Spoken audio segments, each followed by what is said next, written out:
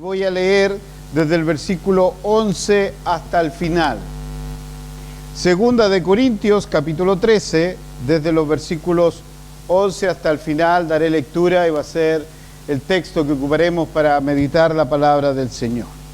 Dice así la palabra de nuestro Dios. Por lo demás, hermanos, regocíjense, perfecciónense, consuélense, sean de un mismo sentir y vivan en paz. Y el Dios de paz y del amor estará con ustedes. Salúdense unos a otros con un beso santo. Todos los santos les mandan saludos. Que la gracia del Señor Jesucristo, el amor de Dios y la comunión del Espíritu Santo sea con todos ustedes. Amén. Tengamos un momento de oración. Bondadoso Padre Celestial, inclinamos con reverencia nuestro rostro ante ti, primero para darte gracias, amado Dios, porque estamos aquí en tu casa, hemos podido adorarte, hemos podido bendecir tu santo nombre, hemos podido interceder, hemos podido pedirte perdón, y sabemos, Señor, que tú estás trabajando en los corazones de cada uno de los que estamos aquí. Y Señor, queremos pedirte en esta hora que nos hables, que vengas a trabajar en nuestro corazón, vengas a cambiarlo, vengas a moldearlo, vengas a hacer que cada día nos parezcamos más a tu Hijo y que de esta manera, Señor, te glorifiquemos. Queremos acallar nuestra voz delante de ti y queremos abrir nuestra mente a lo que tú quieras decirnos. Y esto te lo pedimos en el nombre que es sobre todo nombre, en el nombre de nuestro Señor Jesucristo. Amén. Hermanos amados, estamos en una ciudad, en una zona, en una región que es maravillosa porque tiene una cantidad de frutas que son exquisitas, ¿o no? Pero no sé si a usted le pasa algo, pero no puede haber nada más malo que uno mirar hacia una fruta rica, linda, pegarle una mascada y que esté mala. Y que no tenga el dulzor que uno esperaba que tuviera, ¿cierto? Siempre recuerdo que estando en Santa Cruz de la Sierra, en Bolivia, estábamos en la feria y de repente miramos así y había una sandía. ¡Wow! Yo soy balazo para la sandía. De hecho la tengo puesta ahora. No, mentira. Grande, así, roja, grande y una pepa negra. Y dije, esta hay que comprarla. Es tan exquisita. Y llegamos, nos sentamos, servimos los pedazos así, y vamos a comer y está total y absolutamente mala. Desabrida. Bueno, la dulzura o el dulzor de una fruta demuestra la madurez que éste tiene. Está en su punto justo, está bien, se pasó o no se pasó. Pero fíjense que en esta carta el apóstol Pablo, que ya es el saludo final del apóstol a esta iglesia, él termina exhortando a esta iglesia a madurar. Por eso el nombre del mensaje del día de hoy es Iglesia a madurar. Es así, el apóstol Pablo ha trabajado en esta iglesia y está empezando su despedida. Después de esto ya no habrá más cartas a esta iglesia.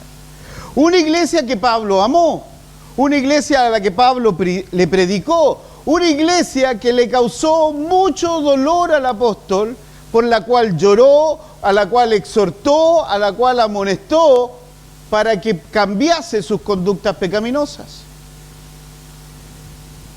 Pero el apóstol Pablo tiene en mente una serie de pecados que estaban en la iglesia de Corinto, que muchas veces nos hacen dudar de que esta fuera una iglesia.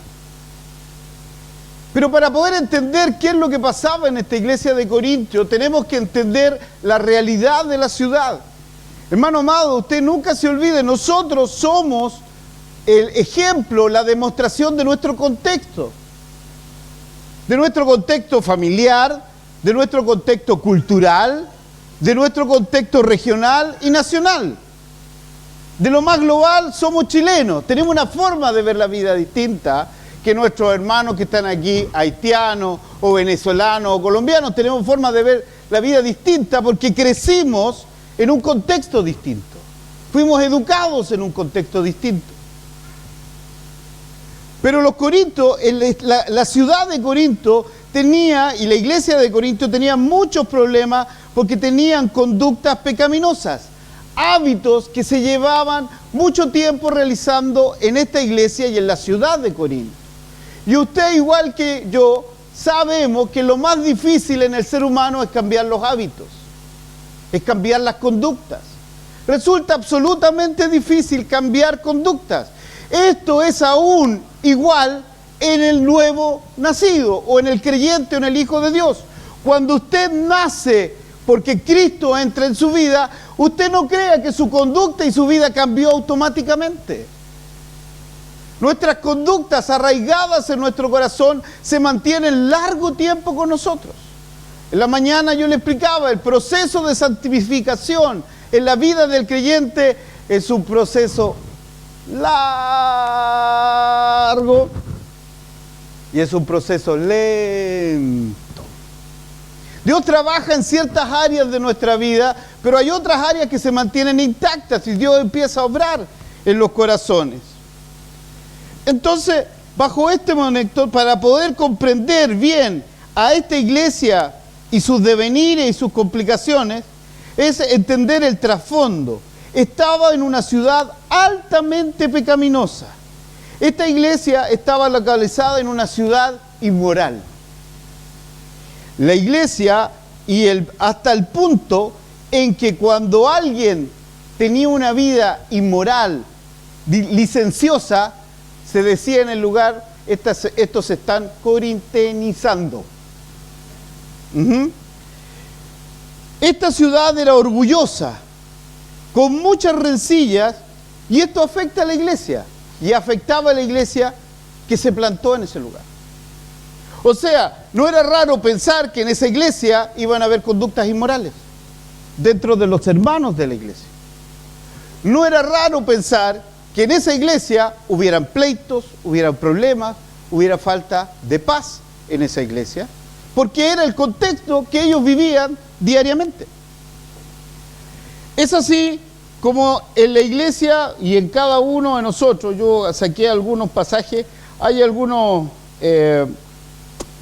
frases de la sabiduría popular. Por ejemplo, en inglés hay una frase que yo la traduje porque no manejo muy bien el inglés, que dice: hábitos viejos mueren difícilmente. Otra frase que es bien común en los Estados Unidos dice: no le puedes enseñar a un perro viejo un truco nuevo. Y nosotros decimos: árbol que nace torcido es difícil enderezar su rama, ¿cierto? Bueno, Dios sí puede enderezar esa rama, pero ese proceso es lento, ese proceso es largo, y es el proceso que nosotros conocemos como santificación. En 2 de Corintios, capítulo 12, el apóstol Pablo está preparando lo que leímos, su despedida, ¿cierto? Las letras finales, ¿ya? Pero él tenía en mente lo que había conversado ya en el capítulo anterior, que fue lo que leímos en nuestra lectura alternada. Voy a recordar una lista de pecados que Pablo señala que existen en esta iglesia de Corintios y es la que va a atacar en este saludo final. 2 de Corintios 12, voy a volver a leer los versículos 20 y 21.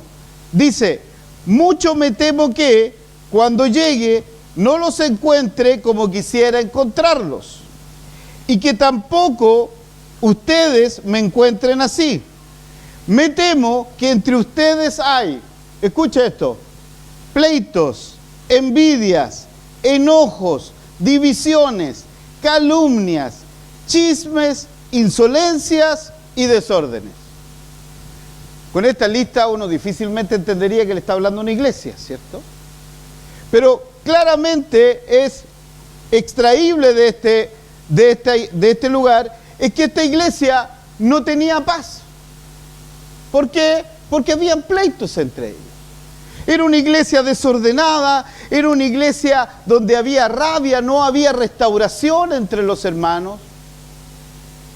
Habían pleitos entre ellos y se podían sentar juntos, pero no estaban juntos. En su corazón había rencor y heridas entre ellos que no habían sido sanadas. Por lo tanto, en este capítulo, en este saludo que parece tan corto, de 4 versículos, encontramos a lo menos 5 verdades importantes. En el versículo 11 de 2 Corintios 13, encontramos 5 amonestaciones para esta iglesia. Y entendiendo amonestaciones como sinónimos de exhortación, uno siempre tiene el concepto de que amonestar es retar a otro. Pero como vamos a ver más adelante, exhortar significa animar a otros para que cambien una conducta. En segundo lugar, en este saludo final, tenemos una promesa. En tercer lugar, encontramos instrucciones de cómo deben saludarse los hermanos. En cuarto lugar, tiene un saludo de otra iglesia para esta iglesia que está en conflicto. Y por supuesto, al final, tiene una bendición, que es la que nosotros conocemos como la bendición apostólica. Pablo inicia su despedida de la siguiente manera: por lo demás, hermanos. En otras traducciones dice, bueno, finalmente.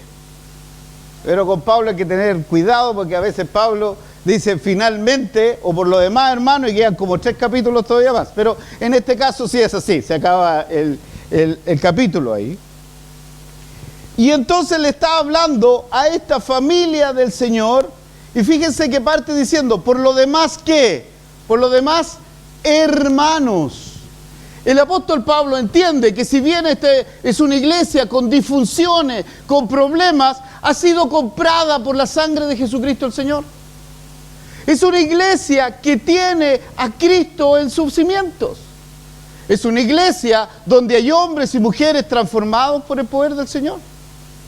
Hermano amado, nosotros creemos que las iglesias tienen que ser perfectas. Nosotros creemos que las conductas tienen que ser perfectas. Y se nos olvida que lo único perfecto que hay en la iglesia es la presencia de Dios en medio nuestro. Es ella la que genera perfección en la vida del cristiano, no nosotros. Nosotros lo único seguro es que vamos a fallarle al Señor. En este momento, esta iglesia que ha sido redimida por Jesucristo, esta iglesia que ha sido de alguna manera levantada y confeccionada por nuestro Señor Jesucristo, dice, por lo demás, hermanos, y aquí comienza una exhortación, aquí comienza un llamado a madurar. Esta iglesia necesitaba ver que pudiese el Señor sacar todo aquello que no permitía que la luz de Cristo aflorara. Hermano amado, quisiera explicar de la mejor forma posible este punto. Hermano, usted ya es parte de la iglesia. Usted ya es el pueblo del Señor. Usted ya es sacerdocio santo. No lo será ni en un futuro usted. Usted hoy es hijo de Dios. Porque Cristo está en su vida. Porque Cristo lo redimió, y cada vez que que Dios lo mira a usted, ya no lo ve a usted, ve a Cristo, a su Hijo. Pero nosotros necesitamos sacar todas estas conductas y estas asperezas que hacen que Cristo no sea reflejado en nuestra vida. No es que usted vaya a perder la salvación. No, Cristo, a través de su Santo Espíritu, tiene que moldear su vida, tiene que moldear su corazón, para que cuando la gente lo vea a usted, vea a Cristo. Pues eso es madurez. Eso implica madurez. Aquel hombre o mujer creyente al cual Dios ha generado y ha pulido eso. En el Antiguo Testamento se usaba la siguiente imagen, la imagen de una persona que trabajaba en plata y que hacía distintos utensilios de plata. Y eran probados en fuego, en distintas estructuras, para sacarles brillo. Y cuando sabía este artesano que la vasija estaba lista, cuando él tomaba la vasija y podía ver su rostro.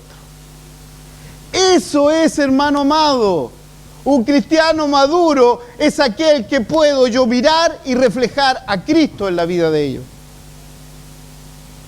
Pablo le dice a esta iglesia que era para poder reflejar lo que ellos ya eran, tenían que cumplir 5 imperativos que los empieza a relatar a través de verbos o a través de características. Estos 5 imperativos son regocijarse, ser perfectos, consolarse, ser de un mismo sentir y vivir en paz. 5 componentes. Hermano amado, si usted quiere saber cómo funciona una iglesia madura, saber cómo es un cristiano maduro, estos 5 componentes deben estar en la vida del creyente. Vamos con el primero, regocijarse. Este verbo o forma verbal es muy paulino. De hecho, aparece 29 veces en las cartas de Pablo. El gozo debe ser una característica del cristiano, debe ser una marca, parte del carácter cristiano. ¿Pero por qué? ¿Por qué el cristiano debe tener una presencia de gozo? ¿Por qué el cristiano debe regocijarse y debe proyectar gozo en su vida? En primer lugar, no porque sus circunstancias sean siempre felices, no porque todo lo que le rodea al creyente sea paz y tranquilidad, sino porque ha llegado al conocimiento a través de la revelación de Dios, de lo que Dios ha hecho en su vida y continúa haciendo en la vida del creyente. Ese es el gozo, el saber lo que Dios ha hecho en mi vida. ¿Y qué hizo? Me apartó, me llamó y me rescató. Y aún más, me dijo, yo te voy a llevar a vivir conmigo. Y además, lo que está haciendo hoy día en mi vida, y que está haciendo Dios en mi vida, perfeccionando su poder a través de su Espíritu Santo. Esto es lo que hace que mi vida tenga gozo. El gozo es la experiencia del Hijo de Dios que confía en Dios, que tiene su confianza en Él y que cuyo caminar es aprobado por Dios. No importa las circunstancias que éste está pasando, Dios está obrando en él y a través de él. Pero, ¿por qué entonces los corintios no podían experimentar gozo? ¿Por qué Pablo les dice, regocíjense, vuelvan a gozarse, vuelvan a tener gozo entre ustedes? Fundamentalmente, cuando no podemos experimentar y no podemos encontrar gozo, cuando comenzamos a imaginarnos qué pudiéramos haber o cómo pudiésemos obtenerlos fuera de las cosas de Dios. Voy a explicar este punto. Muchas veces los creyentes perdemos el gozo, ¿o no? ¿O no? O yo nomás soy el único que me deprimo, ¿no? Pues yo pensé que yo nomás me pasaba esas cosas, que a veces estoy triste, a veces creo que Dios no me quiere, a veces creo que Dios como que se olvidó de mí. ¿Usted le pasa eso, no? Bueno, ¿por qué nos pasan estas cosas? Fundamentalmente es porque nosotros hemos formado una idea de cuál deben ser las cosas que nos caracterizan como exitosos. Nosotros hemos formado nuestra realidad y hemos decretado para nosotros lo que queremos ser. Entonces, cuando no obtenemos esas cosas, perdemos el gozo. Y lo perdemos. Entonces, y ahí creemos que Dios está en contra nuestra. Nos falla un negocio, Dios no me quiere. Nos pasa algo, nos frustramos en algo, Dios no me quiere. Entonces, cuando nosotros perdemos el gozo en la visión de que Dios me ama, de que Dios me escogió, de que aún más nada me puede arrebatar de su mano, empezamos a buscar el gozo en otras cosas. ¿En qué cosas? Por ejemplo, en un éxito profesional, en la familia, en el trabajo, en los amigos, en pasarlo bien. Pero esos son solo luces de gozo. Son pequeños resplandores que sí, podemos pasarlo bien con los amigos, nos reímos un rato, pero el verdadero gozo solo se encuentra en Cristo el Señor.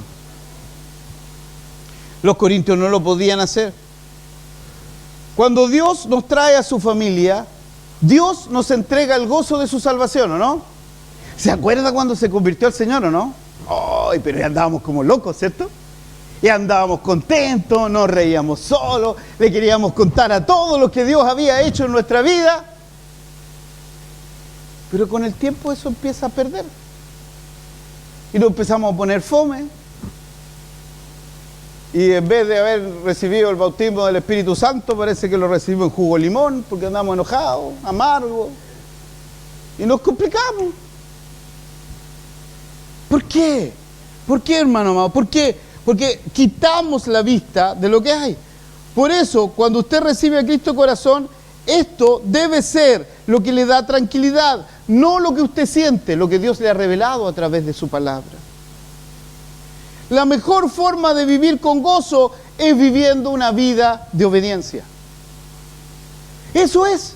La única forma que nosotros tenemos para vivir con gozo es ser unos discípulos obedientes. Vamos a buscar en Juan, capítulo 15, Evangelio según San Juan, capítulo 15, versículos 10 y 11, para que a usted le quede más claro eso. Leo: si obedecen mis mandamientos, permanecerán en mi amor, así como yo he obedecido los mandamientos de mi Padre y permanezco en su amor. ¿Estamos? Versículo 11. Estas cosas os he hablado para que mi gozo esté en vosotros, y su gozo sea completo. Hermano amado, ¿cuándo vamos a experimentar el gozo del Señor? ¿Cuándo el gozo del Señor va a ser completo en nuestra vida? Cuando seamos obedientes. La iglesia de Corinto no era obediente. La iglesia de Corinto era rebelde. Por lo tanto, no podía experimentar el verdadero gozo del Señor. En segundo lugar, debemos ser perfectos. Otras traducciones lo llaman o lo hacen como maduros, lo cual es bastante apropiado, ya que en la primera carta a los Corintios, Pablo los trató de inmaduros, de carnales, de niños. Por lo tanto, parece una muy buena traducción. Pero una de las traducciones que a mí me hace mucho más sentido y que varios lingüistas y estudiosos del lenguaje original del griego, es que deberían ser, la verdadera traducción deberían ser restaurados. Ustedes necesitan ser restaurados y dejarse restaurar. Primero, lo que Jesús vino a hacer es restaurar nuestra relación con Dios. De esa manera, nosotros podemos restaurar nuestra relación con los demás. Por lo tanto, otra de las características que tiene el cristiano maduro y la iglesia que ha logrado madurez, ¿cuál es? Son aquellos que son capaces de restaurar relaciones. La iglesia que es capaz de restaurar relaciones es la iglesia que ha logrado la madurez espiritual.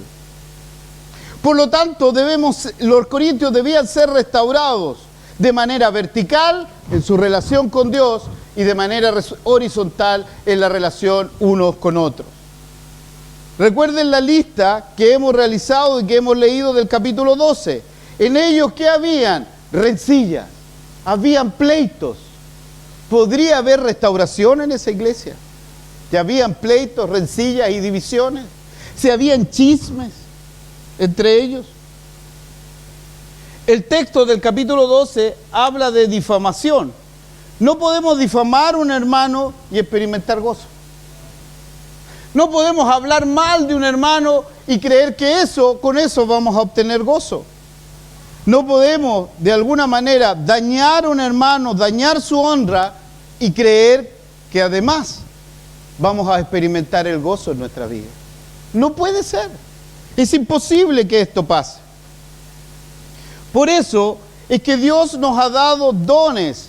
Dios ha dado distintos elementos para que podamos restaurar nuestra vida.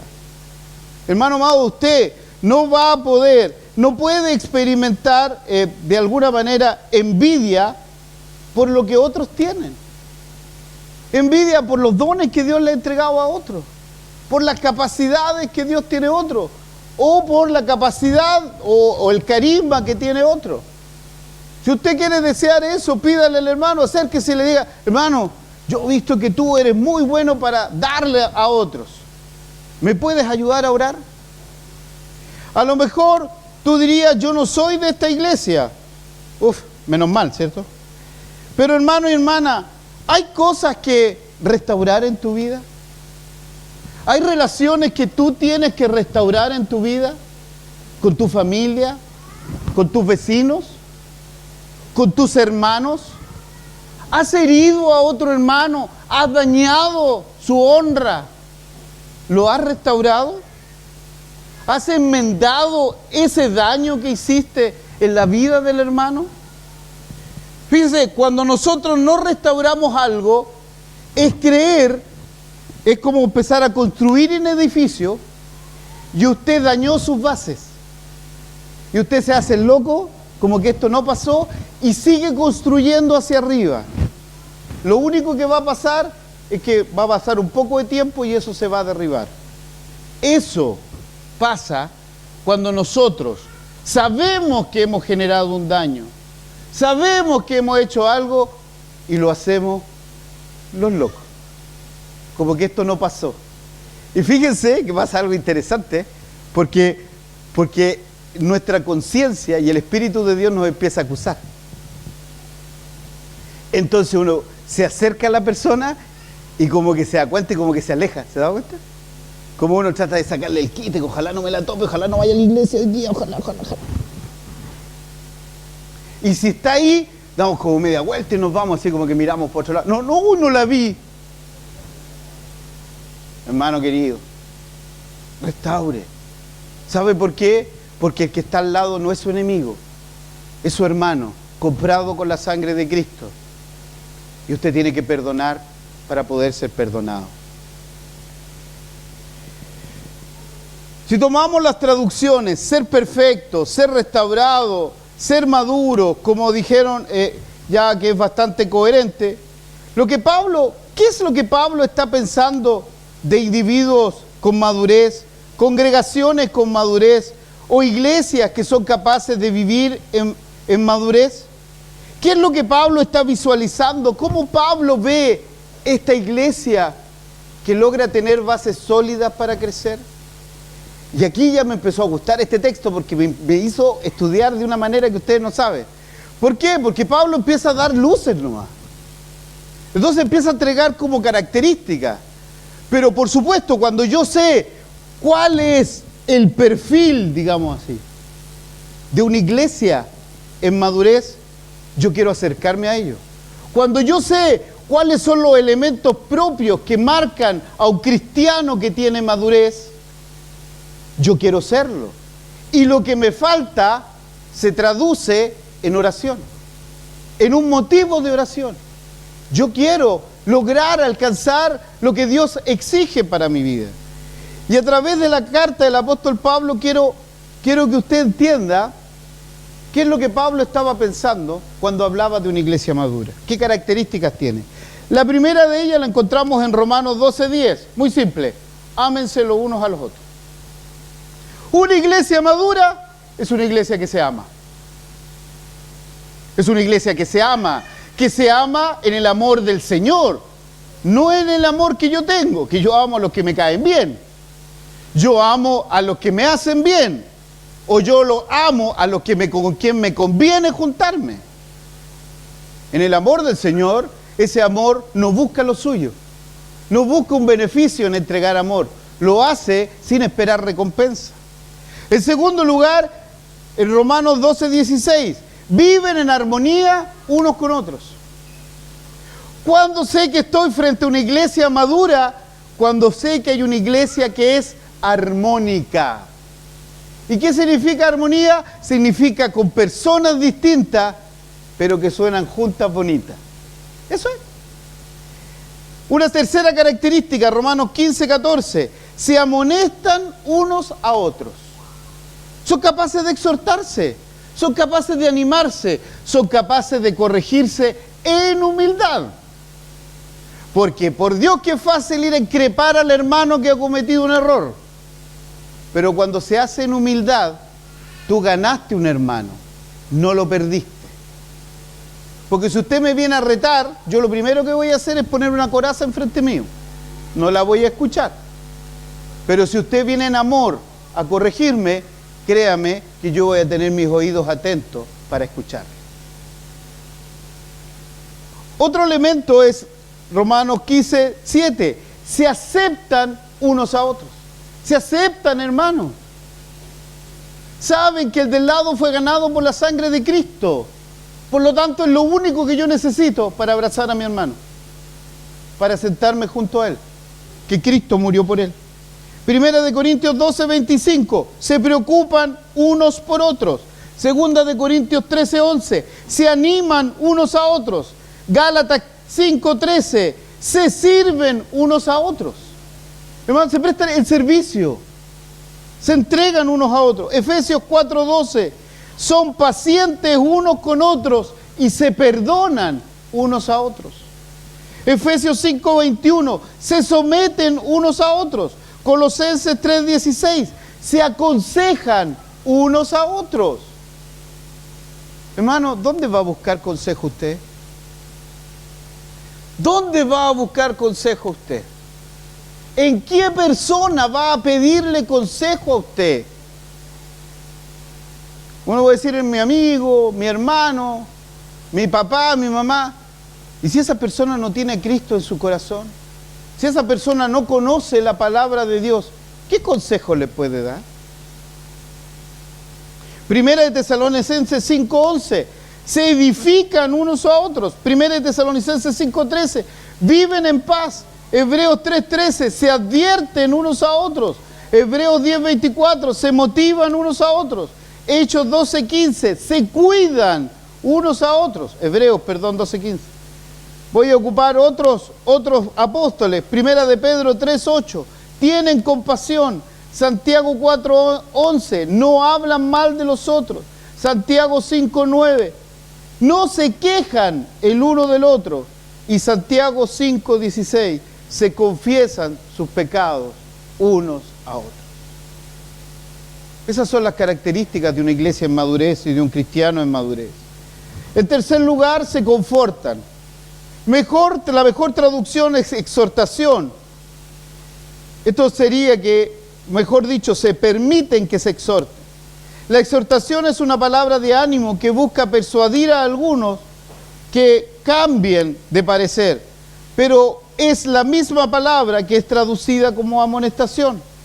Lo que Pablo está diciendo es: anímense, amonéstense unos a otros para edificación. Es lo mismo que le dice a Romanos: ustedes enséñense y amonéstense unos a otros. Esto es la realidad de una iglesia madura. A veces la exhortación y la amonestación no son recibidas o no nos gusta, y me empiezo a alejar de esas personas que saben que tienen la capacidad de exhortarme. No me quiero acercar al pastor porque si no el pastor me va a decir algo. Y uno lo saluda y el hermano dice: ya, pastor, hola. Así como, es que, no, pastor, tengo que hacer otra cosita. Se va, ¿no?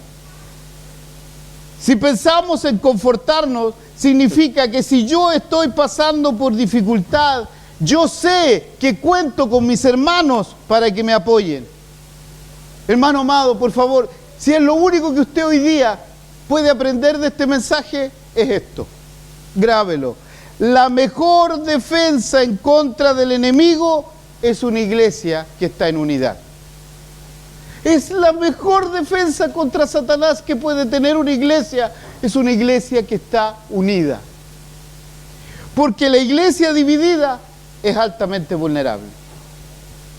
Por eso es que en la Biblia tenemos muchas advertencias contra la división. En cuarto lugar, debemos ser de un mismo sentir. Y esto, en una traducción literal, sería como que fuéramos de una misma mente. Si nosotros tenemos la mente de Cristo revelada en su palabra, si tenemos el Espíritu Santo morando en nosotros, entonces nosotros deberíamos ser capaces de ponernos de acuerdo en cualquier cosa que pasa en esta iglesia. Esto no significa que seamos de la misma opinión. Ser de un mismo sentir no significa que pensemos lo mismo, pero cuando tomamos una decisión, lo único que importa es lo que la Biblia ha revelado en la Sagrada Escritura. Lo que Dios ha revelado en su palabra. Eso es lo que nos hace decidir qué hacer. Es lo que el Espíritu Santo ha revelado en nuestra vida a través de su palabra. Si yo les pregunto cómo educar a los hijos, lo más probable es que tengamos distintas opiniones de los que estamos aquí, de cómo se debe educar a los hijos. Pero no importan nuestras opiniones, la opinión que importa es la de la Sagrada Escritura. Esto es lo que hace que la iglesia esté en unidad. Diferentes visiones que se unen en torno a la palabra de Dios. En segundo lugar, debemos orar para tomar todas nuestras decisiones. Una iglesia unida es la que toma decisiones a través y de la palabra de Dios y ora al Espíritu Santo para buscar dirección. Esto no es una cosa fácil, pero tenemos un mismo propósito. Caminamos en una misma dirección, por lo tanto, sumamos nuestra fuerza para lograr el mismo resultado. Para poder lograr esto, y el último concepto que es vivir en paz, una de las mejores formas para entender lo que significa vivir en paz es recordar lo que dijo nuestro Señor Jesucristo. Aprended de mí, ¿qué dice? Soy manso, humilde de corazón. Y nos quedamos ahí. Y después, ¿qué dice? Y hallaréis reposo para vuestras almas. Hermanos, la única forma de vivir en paz es aprender del Señor para ser manso y humilde. Por lo tanto, si yo no logro entender lo que es la humildad, si yo no logro entender lo que es la mansedumbre, difícilmente vamos a poder vivir en paz. Filipenses 2:13 dice que debemos considerar a otros más importantes que nosotros. Una de las características de la humildad es vivir pensando en el bien del otro. Considerar nuestra decisión cómo va a afectar a otros. Si hacemos esto, este quinto imperativo de vivir en paz será una consecuencia de lo que está haciendo. Colosenses capítulo 3, versículos del 12 en adelante. Ya estoy terminando, hermano, no se asusten. Pero vengo recién de vacaciones, así que vengo con todas las pilas puestas. Colosenses, capítulo 3, los versículos 12 al 15. Dice, por lo tanto, como escogidos de Dios, santos y amados, revístanse de entrañable misericordia, de benignidad, de humildad, de mansedumbre y paciencia. Eso le pide a la iglesia. Sean mutuamente tolerantes. La Sara dice, sopórtense. Eso es lo que está diciendo. Si alguno tiene una queja contra otro, perdónense de la misma manera que Cristo los perdonó. Y sobre todo, revístanse de amor, que es el vínculo perfecto. Y en el corazón de ustedes gobierne la paz de Cristo, a la cual fueron llamados en un solo cuerpo. Hermano amado, sin amor, difícilmente usted va a poder vivir en paz. Ese amor que es capaz de escuchar una ofensa y no recibirla como ofensa. Ese amor que es capaz de escuchar algo duro y perdonarlo, porque sabe que Cristo lo perdonó. Esto es un grito de alerta. Entre todo lo que estudié, me encontré con un comentario de William Barclay y me dio mucha lástima no haberlo podido entregar allá en el sínodo, porque creo que este es el problema que tiene la iglesia presbiteriana hoy día.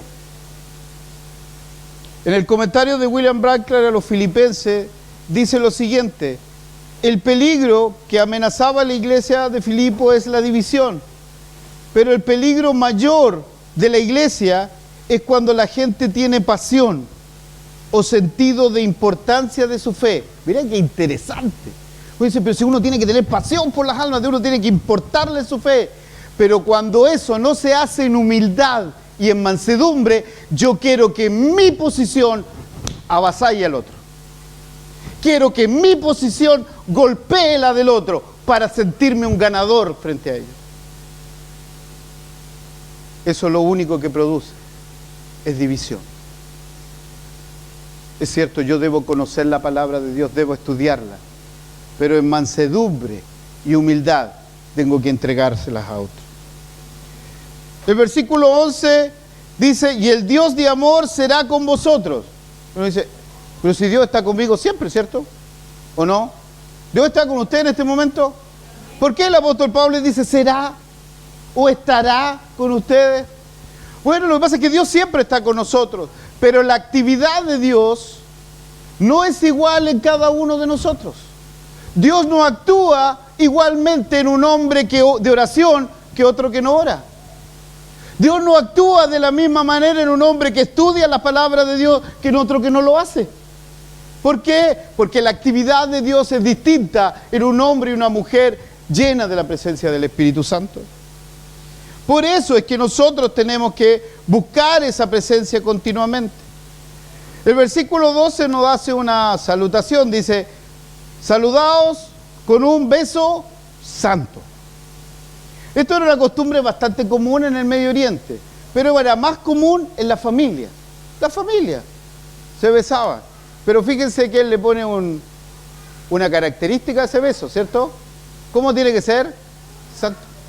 Y eso significa otro, significa diferente, significa apartado.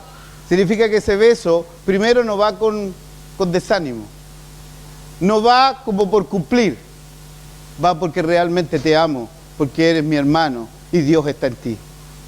En tercero, el versículo 13 dice, todos los santos los saludan. No dice qué, pero aquí hay una verdad relativa. Cuando hay una iglesia que está en dificultad, cuando hay una iglesia que está en limitación, cuando hay una iglesia que está en peligro, como lo eran los corintios, las demás iglesias estaban orando por ellos. Por eso es que nosotros como Iglesia Presbiteriana de Curicó no podemos ser indiferentes cuando sabemos que San Fernando está complicado o que Linares está complicado. Nuestro corazón se debe derramar en oración frente a ellos. Y por último, termina diciendo esta bendición apostólica, y que la gracia, esa gracia con que el Señor me salvó, el amor, con el amor que Dios me escogió y me llamó, y la comunión del Santo Espíritu, que hace posible que usted pueda estar sentado con el que está al lado suyo y sentir amor por él, porque el Espíritu Santo de Dios es el que esté con nosotros. Somos el pueblo de Dios y fuimos llamados para anunciar la verdad del Evangelio. Pero esa verdad no va a brillar si en nuestros corazones no hay madurez, si la gente no puede ver en nosotros que Cristo habita y que esta iglesia está unida, acorazada contra Satanás, y que así, con sus diferencias, puede levantarse y proclamar el Evangelio para que otros conozcan la verdad de este. Que el Señor les bendiga. Tengamos un momento de oración.